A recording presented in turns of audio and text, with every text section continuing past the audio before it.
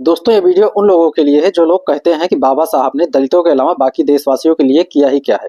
तो आपको बताना चाहूंगा, अगर आपकी बहन स्कूल जाती है, कॉलेज में पढ़ती है या नौकरी करती है या फिर तलाक के बाद सम्मान के साथ जीती है, तो याद रखिए वो हिंदू कोड बिल बाबा साहब भीमराव अंबेडकर ही लेके आए थे। विधवाओं को दोबारा शादी का अधिकार, बेटी को पैतृक संपत्ति में हिस्सा या फिर तलाक के बाद सम्मान के साथ जीती है। साल 1951 में ये सब आसान नहीं था, पर बाबा साहब डटे रहे। अब काम यानी जॉब करने वालों की बात करते हैं। 1928 में जब अंग्रेज 14-15 घंटे काम करवाते थे, तब बाबा साहब ने कहा था बस बहुत हुआ, और भारत में 8 घंटे कार्य दिवस लागू करवाया।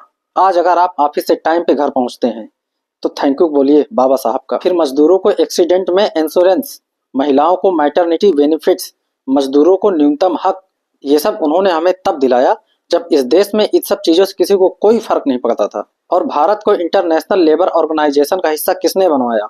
बाबा साहब ने। अब जरा पैसों की बात कर लें। आज आप जो आरबीआई के नोट से खरीदारी करते हो, उसके पीछे बाबा साहब की सोच है। उनकी thesis the problem of the rupee के आधार पर ही हैमिल्टनी कमीशन ने ही 1935 में रिजर्व बैंक ऑफ इंडिया खड़ी की। अंत में जिस संविधान की वजह से हम सब बराबरी की सांस लेते हैं, वो दुनिया का सबसे बड़ा लिखित संविधान एक अकेले व्यक्ति ने लिखा है। नाम है भारत रत्न डॉक्टर बाबा साहब भीमराव अंबेडकर।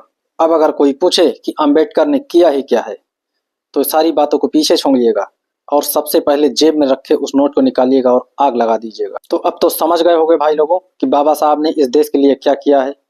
अगर वीडियो अच्छी लगी हो तो लाइक, शेयर और सब्सक्राइब करें, ताकि सबको पता चल सके कि बाबा साहब ने इस देश के लिए क्या किया है। जय भीम।